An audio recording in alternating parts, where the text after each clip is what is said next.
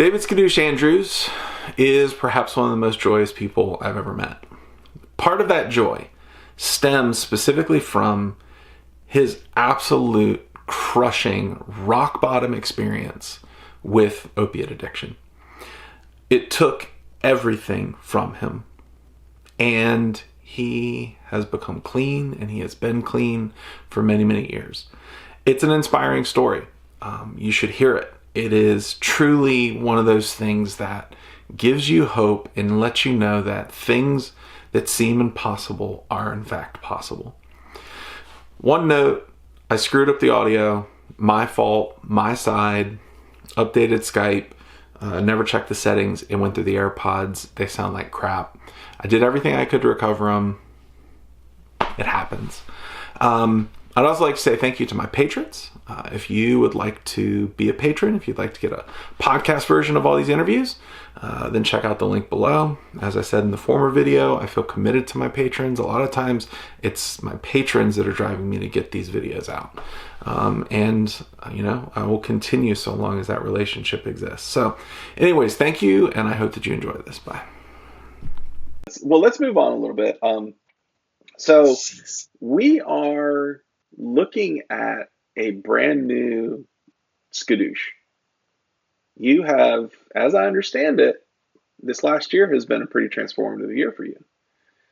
So talk to me about like what you've been going through, because you lost a lot of weight, number one, right? Like how has that been going? That right now not so good because we're like isolated and low on food. Yeah. And I was just in Thailand for like 12 days and then came on mini vacation with the Korean pilots doing the racing thing. And came back here, and then we're like basically under isolation. So it's like I can't get the exact foods that I like to eat to keep things going, but that I haven't slacked off. Back when and we can touch on this later. Back when I first got clean, like it was so bad for me that when I finally got rescued, I laid on the floor of the county. Yeah. I laid on the floor of the county jail for 10 days, puking and shitting on myself. It was brutal. For 30 days I couldn't even see out of my eyes. But anyway, when I finally got to rehab and detox and all that, one of the doctors told me that if you exercise, your detox will be quicker because you'll be able to. And at the time I was over, my liver was like, I drank like a quart of rum every day. I think I was pushing 265, 270 pounds. And being the addict that I was, exercise, I'm on it. So I was just like gun ho, and I dropped like 65 pounds. I got totally freaking ripped. I was like gym 3-4 times a day. I took all the tests and everything. I became a personal trainer at a place called the Dungeon. I was actually doing conditioning for fighters and stuff like that. Yeah. I got to meet the Diaz brothers at one time. Nate Diaz is a freaking awesome dude, man. I love that guy. Anyway, and then the whole China thing happened, and I came here and like immersed myself in the business, and what was going on with that, and kind of put all that aside to get everything set up here. When I first got here, people see me now and they don't realize what I went through when I got here. When I first got here, I got off the airplane with a suitcase and a list of what I needed to get done to get things set up. Wow. I don't speak the language. I'm in a different country. Yeah. So I had to really immerse myself into what was going on. And I had one girl that spoke English and Chinese that worked with me that was helping me find the parts, procure everything. I had rented a little corner. When I first got here, I was actually working for another company, and that's how I got over here. But when I split from them, I was doing everything myself. Because I told the people back home, I said, enough of the Chinese partners. We're going to do our own thing. We'll get our own export license, and now I have my own business and export license. But in the beginning, it was only me. So I was 10, 12, 14 hours a day, like we would get the parts in, and I would have to I'd have to get them on the pallets, right, to put in the container. And then I would rent a forklift when the container came to shove everything in the container. And literally, I'm not even kidding you, I took a broom handle and duct taped it to the handles of the forklift so that I could get on the forks, raise myself up in the air, put the parts on the stack, lower myself back down, get the next one, get back on the forklift, raise myself up in the air, stack it on. Yeah. A whole container with the stuff. Oh my God. I mean, who's OSHA? Right? Oh, yeah. Oh, they would have had a heart attack. Oh my God. No kidding. So, yeah. And then, so I had put all that aside for a while, and I gained back about 30 pounds or so. And then, now getting back into it. But I don't believe in I did it before, and I took all the nutrition classes, and I was actually a certified personal trainer. I don't believe in the starving down. I don't believe in there's actually one way to do anything, so for me to make it stick, it's a balance of diet, work, exercise. You don't want to do that microwaved diet, right? Because as soon as you put a carb or something back in your body's just going to suck it in and hold on to it.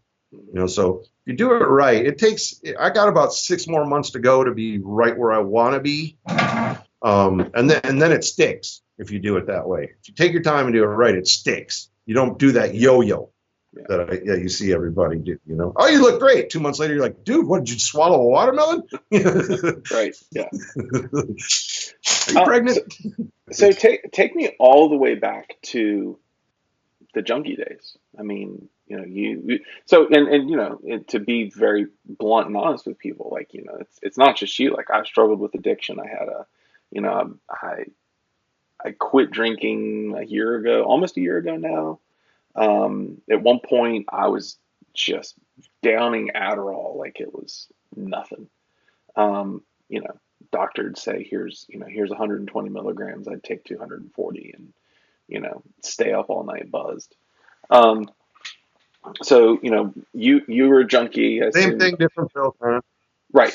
Tell me I was always that. I was always a partier, rowdy type guy when I was young. You know what I mean? Drinking, hooting, hollering, fighting, barroom, brawling type guy. And then my daughter was born.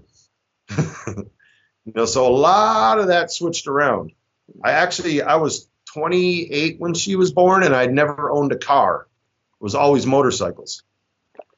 Wow. So I bought my first car so that I could put my daughter in it, because that's just the way I lived my life. That's the type of guy I was.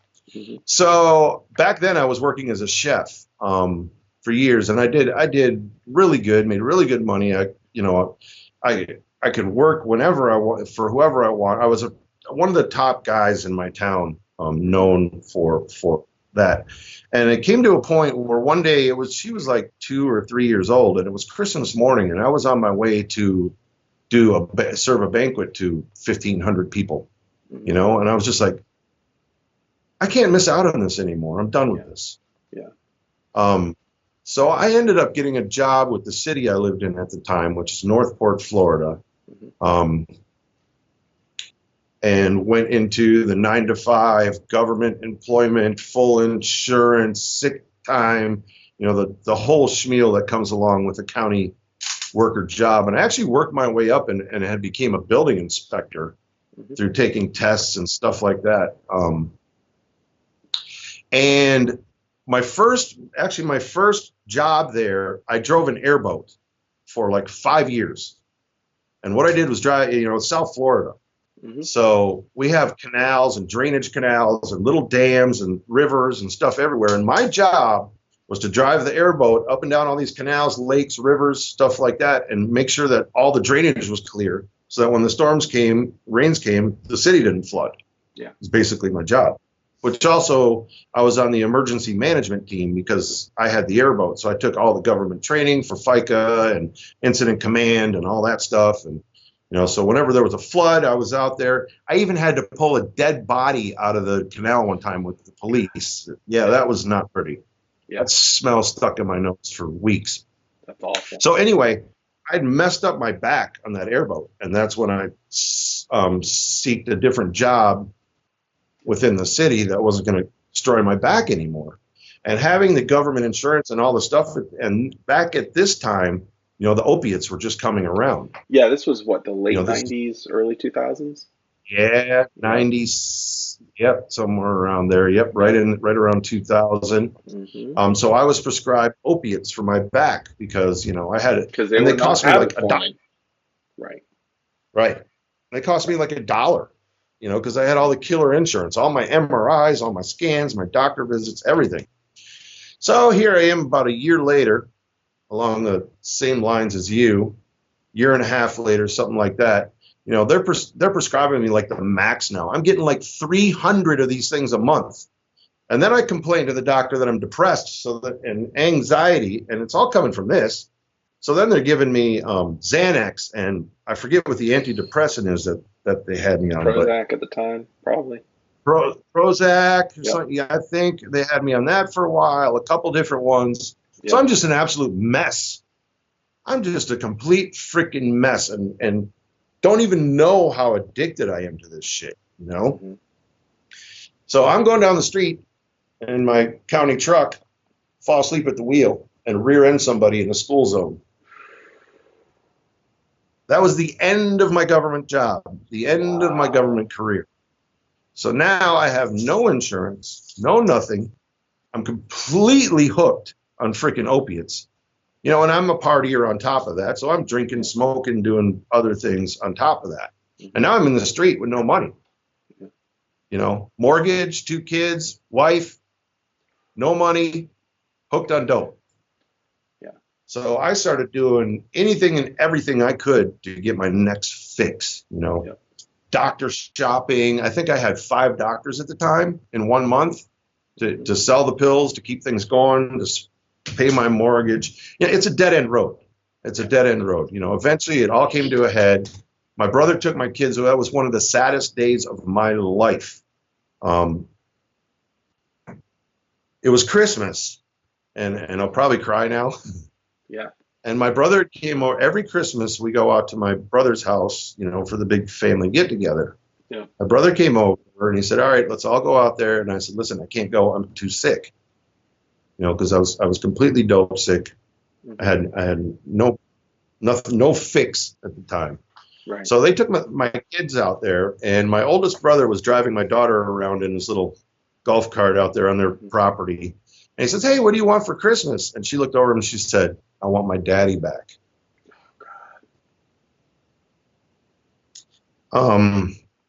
So that afternoon, my brother came home and said, "Hey, we're not bringing your kids back. We're taking your kids." Oh.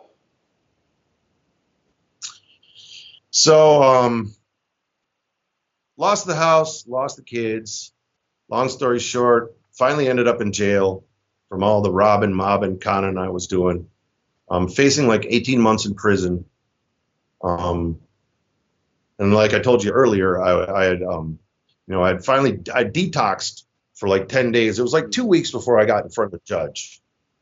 Yeah. And this was the first time in years that I actually felt a little bit of freedom. I wasn't completely just blindly sweating, shaking, puking, dope sick.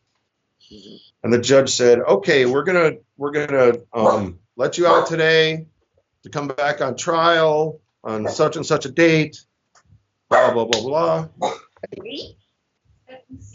And I looked at the judge and I said, "No." He's like, "What do you mean?" I said, "Listen, if you let me out today, I'm going right out there to find a fix, right out this door to rob somebody." I said, "Please find me a rehab, something. I've had enough of this life." He said, "Are you sure? Because we're going to let you go today and you can come back for trial." And I'm like, "No, I don't want it." So he sent me back upstairs. He was like blown away that I didn't, he sent me back upstairs. They evaluated me for a rehab. I came back down like a week later or whatever. And he said, "Okay, we're going to send you to this DOC rehab for a year, blah, blah, blah, blah." And he said, "Listen, since you came to me like this, with this, you're the one that requested this. He said, if you go through this rehab, I give you one shot. You make it through your probation, you pay all your restitution, I will adjudication withheld on all these charges, and there will be nothing on your record. Wow. I never looked back. That was it. Been clean ever since. Free and clear ever since. And then that transition, you know, I was still homeless at the time. You know, had nothing going on, basically. Begged a guy for a job at a place. He was in recovery also. And I said, listen, man, can I just do something here just so I can have, you know, get a hotel room, take a shower or whatever. And it was a place that built, you know, golf carts.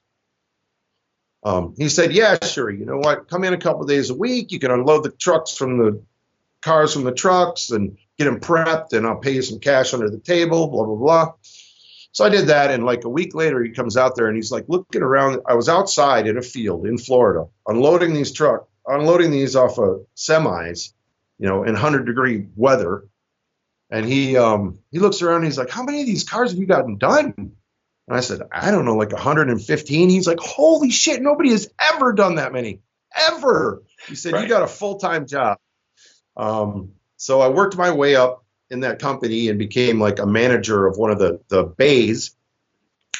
And a sister company came in called Cruise Car. And they were importing cars from China. And my bay, they said, your bay is the bay that's going to do all of these cars from this company.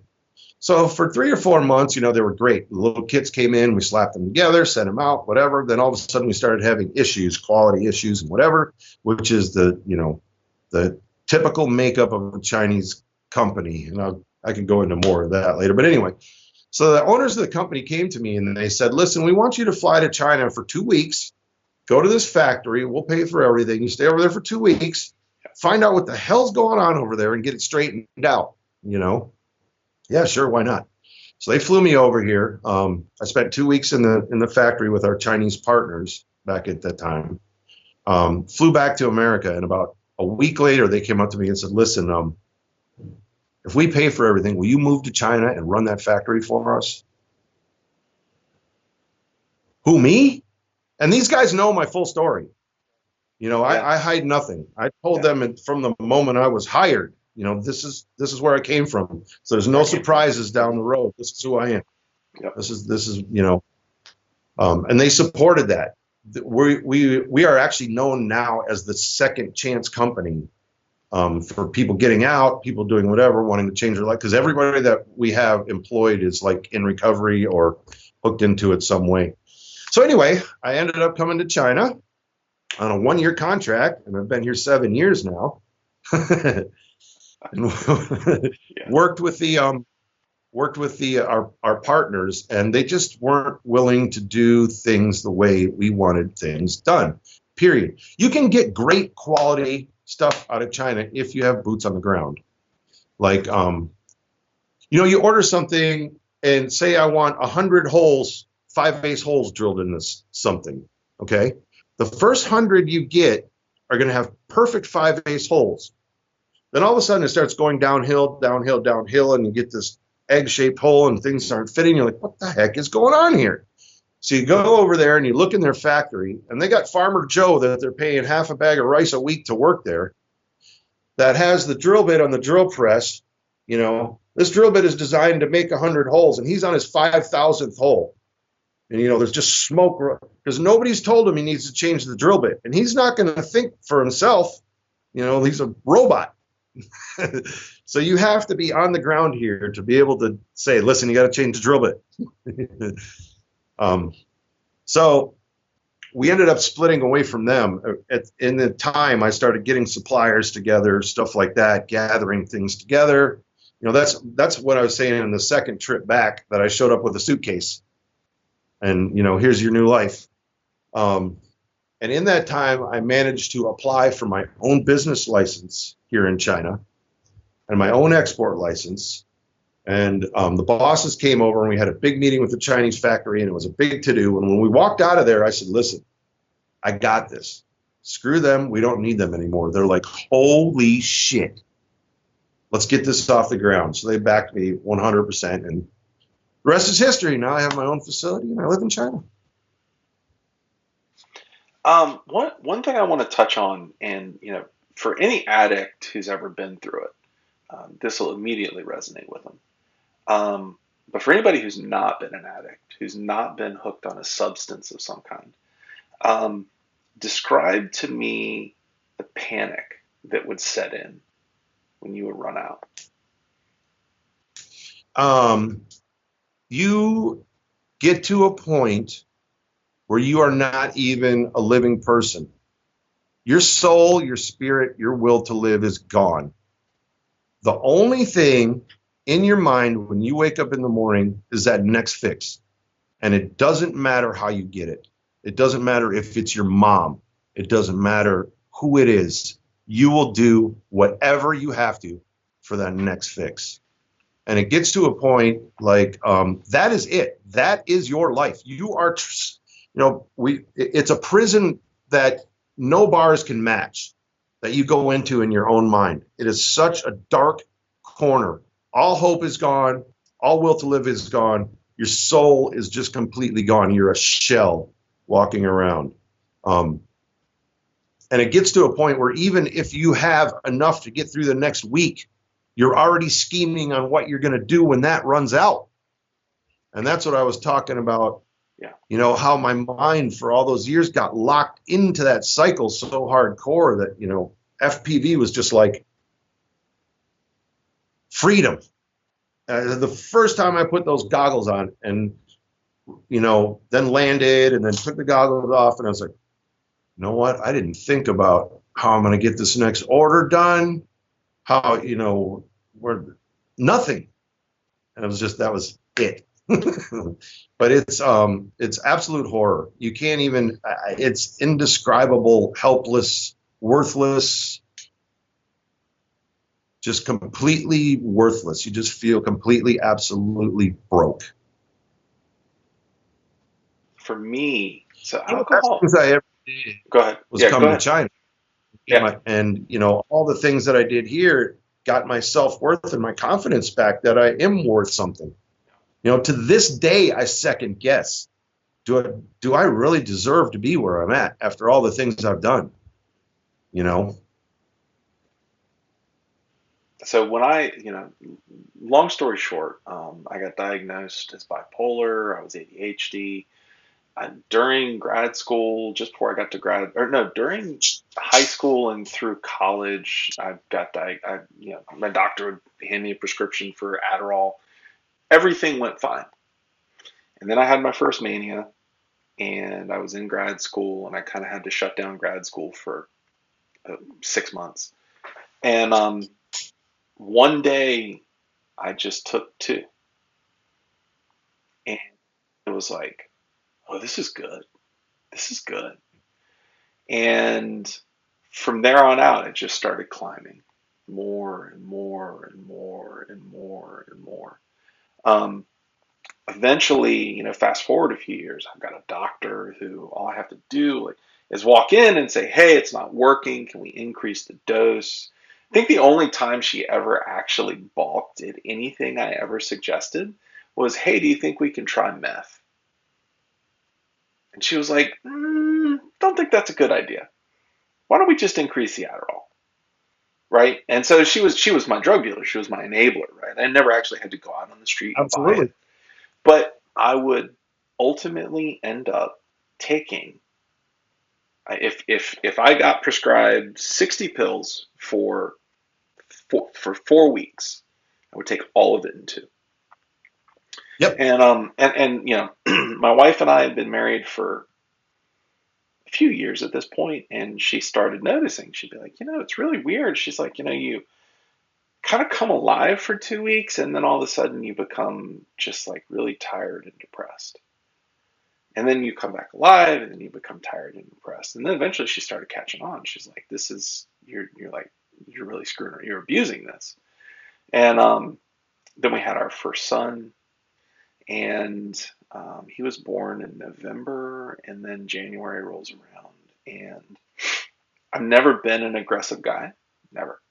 Like I'm very passive. Like I don't like to get in people's face. I don't like confrontation. It's not my thing.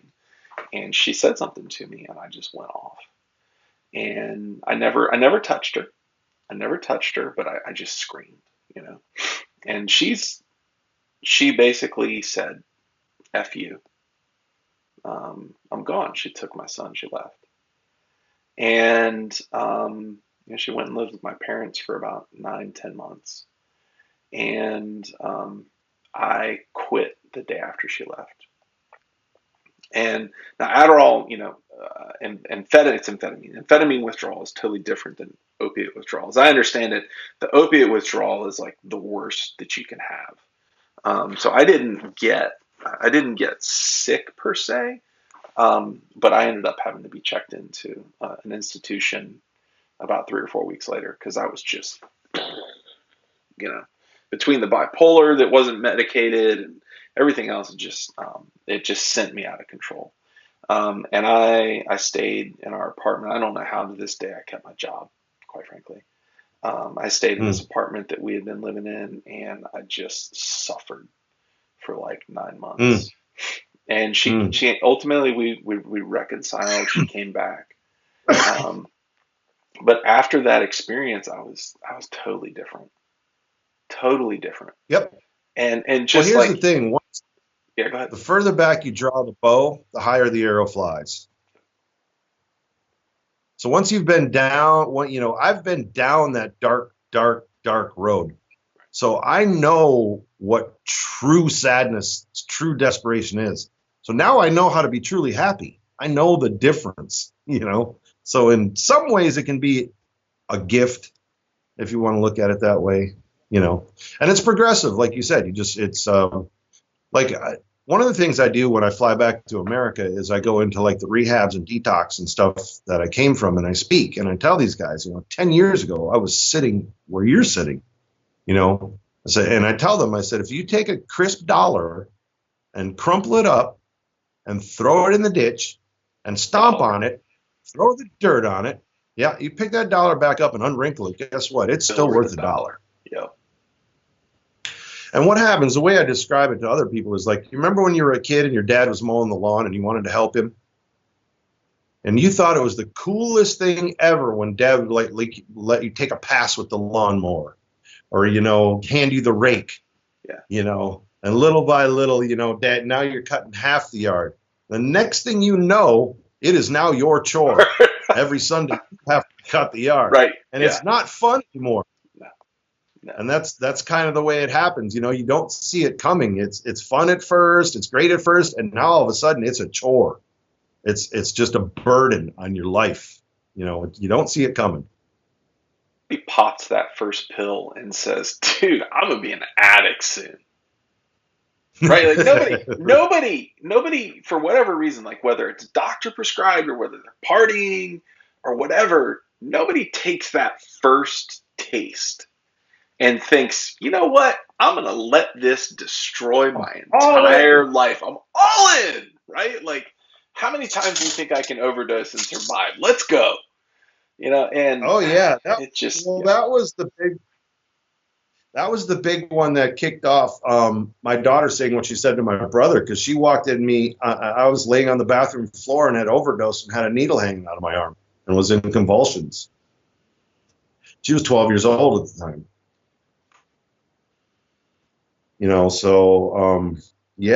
That was rough. And it wasn't just that. Like when I went into the detox, I lit up the entire panel when they tested me. Like the entire scope. At some point, it just creeps, where it's like one substance and then two substances and then three and then I mean, I would right, yeah, exactly. I feel a little too much awake. Let me take 5 of these. I'm a little sleepy. Let me take 3 of these. You know what? Let me take 5 of these. Yeah. And at some point, if you're lucky, you survive it and you realize that, you're being. That was actually a huge motivator for me, Mike. Because when I was in there, they told us the statistics. There's like 50 of us in this, living in this DOC facility. And they said, only 5 of you are going to stay clean for the next year. And only 1 of you are going to stay clean for the rest of your life.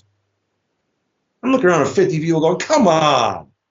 But I'm that guy that's that odds beater, you know what? And I'm like, I'm going to be that 1%. I'm going to be that guy.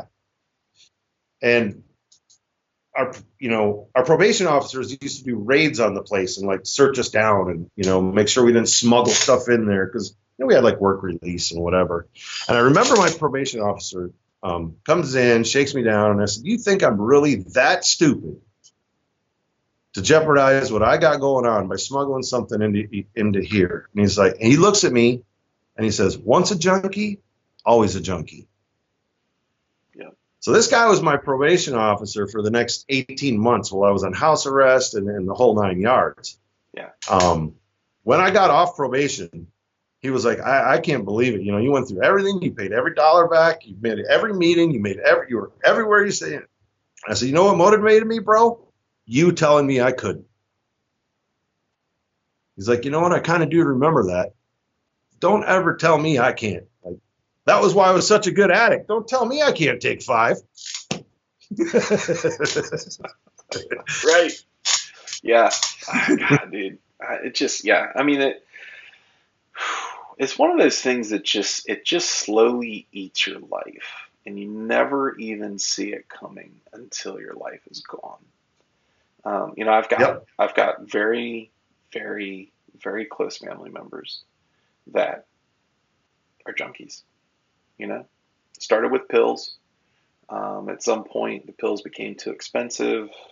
Heroin's everywhere. So yep. they got that, and now, God, it's terrifying. I think about it now, and like you talk about fentanyl, and I mean, you don't know what you're getting. The best thing you can do for somebody in that position is nothing. Because the faster they crash, if you reach out to them, if you're helping them, even just, you think dropping off a bag of groceries once a week, just, no, let them fall. You have to. So hard. So anyway. Yeah, we'll end that segment of the interview. But I do want to end on this, though, end that part of the interview on this. Like, it is possible, if you're hooked, if you're a junkie, if you're wrapped up into alcohol, whatever it is possible to get and stay clean. It is absolutely. And it's different for everybody. Some of us can cold turkey and just stop and grit our teeth and deal with it. Some of us taper off. I mean, it's different for everybody. It is possible to get clean. Absolutely. If somebody like me can do it, anybody can do it, because I ain't nobody special. I'm just trying to live today a little bit better than I did yesterday. Addiction is a tough thing. I've tread those paths myself. As you heard, I have dealt with it. It's affected close friends, family members. Addiction is one of those things that it doesn't care who you are. It doesn't care if you're black or if you're white or if you speak English or Spanish. It doesn't care if you're upper class or lower class. It can take you and it can just destroy your life. It's so good to hear stories like David's where he recovered, he came out of it, and he survived. If you're struggling, if this is something that you're dealing with, know that you can do it. It's hard. It is probably the hardest thing you will ever do, but you can do it. Anyways, I'll talk to you soon.